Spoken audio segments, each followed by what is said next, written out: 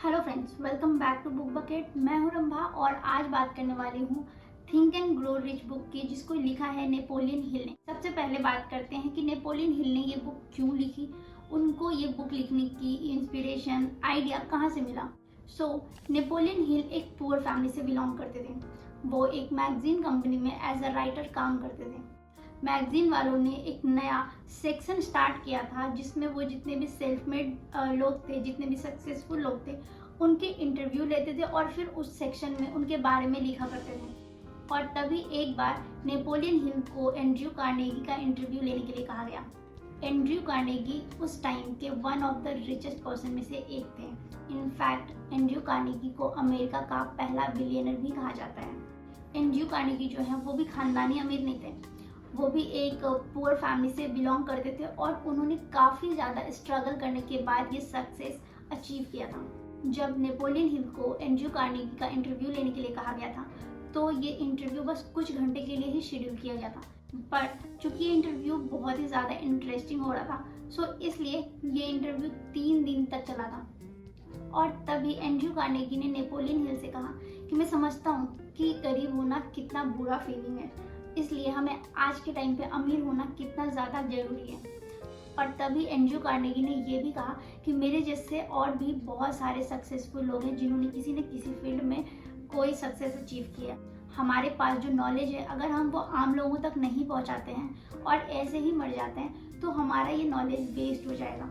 इसलिए Andrew Carnegie ने Napoleon Hill को चैलेंज किया कि तुम अपने आगे आने वाले 20 साल जितने भी सक्सेसफुल लोग हैं उनके बारे में जानो, उनके नॉलेज, उनके एक्सपीरियंस को आम लोगों तक पहुंचाओ, ताकि जो भी लोग लाइफ में सक्सेसफुल होना चाहते हैं वो इस नॉलेज से सीख सकें। जिसके बाद नेपोलियन हिल ने अपने 20 साल इस फिलॉसफी को रेडी करने में लगा दिया। वो अलग अलग जगह गए, अलग अलग सक्सेसफुल लोगों से मिले और अपना रिसर्च कंप्लीट किया और उन्होंने अपने सारे नॉलेज को कंपाइल करके एक बुक लिखा जिसका नाम उन्होंने थिंक एंड ग्रो रिच रखा। और आज मैं इस बुक से 10 प्रिंसिपल शेयर करने वाली हूँ जिसका यूज करके कोई भी इंसान नेम, फेम, पैसा कुछ भी अचीव कर सकता है। जितने भी सक्सेसफुल लोग हैं वो सभी इस बुक को पढ़ने के लिए सजेस्ट करते हैं, इसलिए ट्राई करो कि आप भी इस बुक के प्रिंसिपल को अपनी लाइफ में फॉलो कर सको। फर्स्ट प्रिंसिपल है डिजायर। देखो, अगर आप कुछ चीज़ अचीव करना चाहते हो तो उसके लिए सबसे फर्स्ट स्टेप होता है डिज़ायर।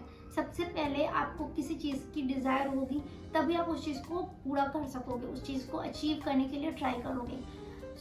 ये डिज़ायर किसी भी चीज़ का हो सकता है, चाहे वो आपको कोई फ़ोन खरीदना हो, मतलब कोई स्पेसिफिक फ़ोन, अगर किसी को आईफोन चाहिए तो आप वो भी एक डिज़ायर हो सकता है कि मुझे आईफोन चाहिए, या फिर किसी को साइकिल चाहिए होती है, किसी को कुछ और खरीदना हो, या फिर ये भी डिज़ायर हो सकता है कि आपको किसी स्पेसिफिक पर्टिकुलर कंपनी में आपको जॉब करना हो, या फिर आपको मंथली सैलरी इतनी चाहिए। कुछ भी डिज़ायर हो सकता है, लेकिन वो डिज़ायर आपका तभी पूरा हो सकता है जब वो आपका बर्निंग डिज़ायर हो। बर्निंग डिज़ायर मतलब ऐसा डिज़ायर जिसको पूरा करने के लिए आप अपनी एनर्जी, अपना पावर, अपना पूरा एफर्ट्स लगा देते हैं उस चीज़ को पूरा करने के लिए। पहले इंसानों के लिए उड़ना भी इम्पॉसिबल था, लेकिन ये राइट्स ब्रदर की डिज़ायर ही था जिसकी वजह से उन्होंने एरोप्लेन इन्वेंट किया। या फिर आप ये कह लो कि थॉमस एडिसन 1000 बार फेल होने के बाद भी उन्होंने लाइट बल्ब का आविष्कार किया। ये सब इनकी डिज़ायर्स ही थे। इस बुक में कई सारे स्टेप दिए गए हैं जिसका यूज करके आप अपने डिजायर को पूरा कर सकते हैं। सेकंड प्रिंसिपल है फेथ। देखो, बहुत हद तक आपका जो सक्सेस और फेलियर है वो आपकी सोच, आपके फेथ पर बेस्ड होता है। और फेथ भी ऐसा वैसा नहीं होना चाहिए कि हाँ मैं कर लूँगा, ये चीज़ हो जाएगा, ये चीज़ नहीं, बल्कि आपका फेथ इतना स्ट्रांग होना चाहिए कि वो आपके सबकॉन्शियस माइंड में बैठा रहे, वो आपको अनकॉन्शियसली भी आपको मोटिवेट करता रहे कि आपको ये काम करना है, ये एक्शन लेना है। अब ये कैसे होगा? आपको हमेशा खुद को मोटिवेट करते रहना होगा, खुद को पॉजिटिव थॉट रिमाइंड करवाते रहना होगा, ताकि कुछ टाइम के बाद ये सारे पॉजिटिव थॉट्स, ये सब आपके सबकॉन्शियस माइंड में फिट हो जाएं। थर्ड प्रिंसिपल है ऑटो सजेशन। ऑटो सजेशन हमारे कॉन्शियस और सबकॉन्शियस माइंड के बीच का गैप होता है। ऑटो सजेशन हमारे बिलीव्स को, हमारे डिज़ायर को और भी ज़्यादा स्ट्रॉन्ग करने में, उसको पक्का करने में हेल्प करता है। इसलिए हमें हमेशा खुद को पॉजिटिव चीज़ें, अच्छी चीज़ें खुद को सजेस्ट करनी चाहिए, ताकि ये हमारे सबकॉन्शियस माइंड में बैठ जाए। और जब ये हमारे सबकॉन्शियस माइंड में फिट हो जाएंगे तो हमें ऑटो सजेशन भी पॉजिटिव ही मिलेंगे, जिससे हमारा डिज़ायर और भी ज़्यादा स्ट्रॉन्ग होगा। सो फोर्थ प्रिंसिपल है स्पेशलाइज्ड नॉलेज। नॉलेज भी दो टाइप के होते हैं, जनरल और स्पेशलाइज्ड नॉलेज। अपने किसी भी डिज़ायर को, चाहे वो पैसा हो, करियर हो या किसी और तरीके का सक्सेस हो, उसे पूरा करने के लिए हमें सर्विस, प्रोडक्ट या प्रोफेशन, किसी भी तरह की एक स्पेशलाइज्ड नॉलेज होना बहुत ज़रूरी है। जैसे कि सचिन तेंदुलकर के पास क्रिकेट का स्पेशलाइज्ड नॉलेज है। अब आप खुद सोचो कि क्रिकेट तो बहुत सारे लोग खेलते हैं, लेकिन जो टेक्निक, जो तजुर्बा सचिन के पास है, क्या वो सबके पास होता है? क्या सब लोग सचिन तेंदुलकर बन सकते हैं? बिल्कुल नहीं, क्योंकि उसमें सचिन तेंदुलकर ने मास्टरी हासिल की है। वैसे ही अब्दुल कलाम जी को रॉकेट बनाने का नॉलेज था। वैसे ही किसी की अच्छी स्किल डांसिंग में होती है, किसी को सिंगिंग अच्छे से आता है। अगर आपके पास किसी भी एक फील्ड का स्पेशलाइज्ड नॉलेज होगा तो आप बहुत ही आसानी से सक्सेसफुल हो पाएंगे। फिफ्थ प्रिंसिपल है इमेजिनेशन। अपने गोल को पूरा करने के लिए हम जितने भी प्लान्स बनाते हैं वो सब इमेजिनेशन के थ्रू ही होता है।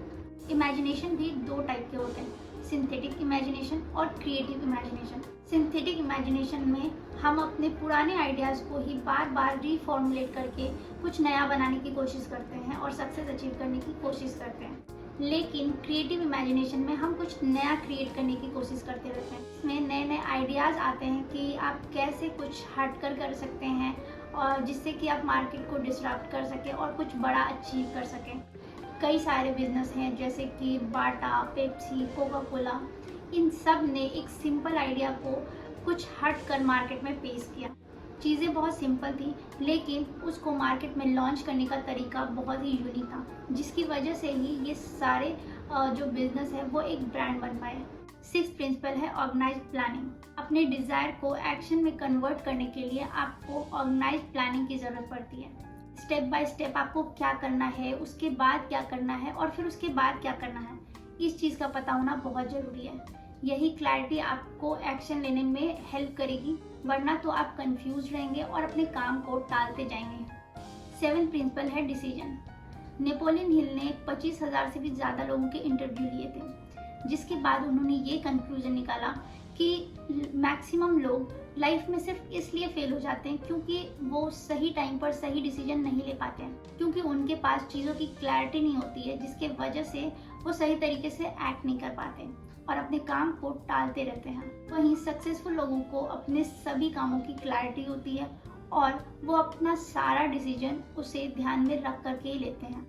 एट प्रिंसिपल है persistence. Persistence one of the most important thing है जो किसी भी फील्ड में सक्सेस अचीव करने के लिए ज़रूरी होता है। जब आपका बर्निंग डिज़ायर आपके विल पावर के साथ कनेक्ट होता है, तब आपके अंदर परसिस्टेंस आता है। ज़्यादातर लोग किसी भी काम को स्टार्ट तो कर देते हैं, लेकिन उसमें परसिस्टेंस नहीं रह पाते हैं, जिसकी वजह से वो बड़ी चीज़ अचीव नहीं कर पाते। परसिस्टेंस की कमी की वजह से ज़्यादातर लोग अपने काम को टालते रहते हैं या फिर उस काम को करने में इंटरेस्ट लूज कर देते हैं। इनफैक्ट वीक डिज़ायर की वजह से भी लोग परसिस्टेंस नहीं रह पाते किसी काम में। नाइन्थ प्रिंसिपल है पावर ऑफ द मास्टरमाइंड।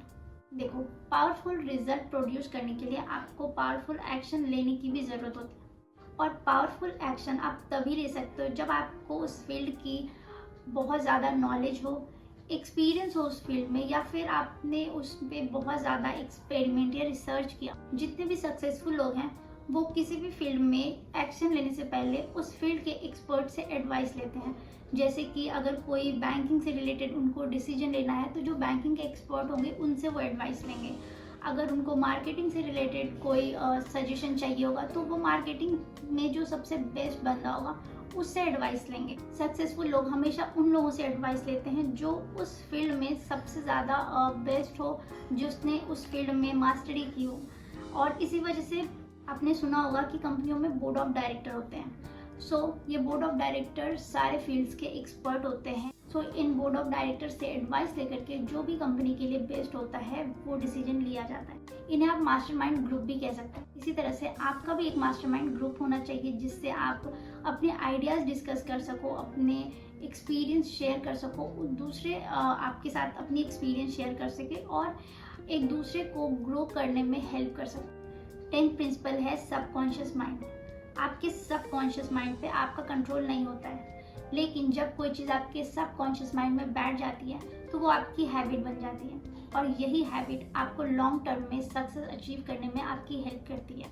अपने सबकॉन्शियस माइंड को कंट्रोल करने के लिए ऑथर ने इस बुक में 7 पॉजिटिव इमोशंस को अप्लाई करने और यूज़ करने के लिए कहा है। Desire, faith, love, sex, enthusiasm, romance and faith. इसके अलावा 7 निगेटिव इमोशंस को भी अवॉइड करने के लिए कहा है। डर, जेलसी, नफरत, गुस्सा, लालच, बदला और अंधविश्वास। इससे होगा ये कि आपका जो पॉजिटिव इमोशन है वो आप पर इतना हावी हो जाएगा कि फिर कोई भी निगेटिव इमोशन का प्रभाव आप पर नहीं पड़ेगा। सो फ्रेंड्स, आई होप कि आपको ये वीडियो अच्छा लगा होगा, यूजफुल लगा होगा। अगर आपको ये वीडियो अच्छा लगा है तो please do like, share and subscribe to my channel. And मैं इस बुक की लिंक भी डिस्क्रिप्शन बॉक्स में दे दूँगी, आप चाहो तो वहाँ से भी परचेज़ कर सकते हैं। एंड आई मस्ट रिकमेंड कि ये बुक आप सभी पढ़ो, क्योंकि ये तो एक समरी है जो मैंने आपके साथ शेयर की है, पर अगर आप इसको डिटेल में पढ़ोगे तो आपको और भी बहुत सारी चीज़ें सीखने को, समझने को मिलेंगी। And thanks for watching my video. मिलते हैं अगले वीडियो में, तब तक के लिए बाय बाय।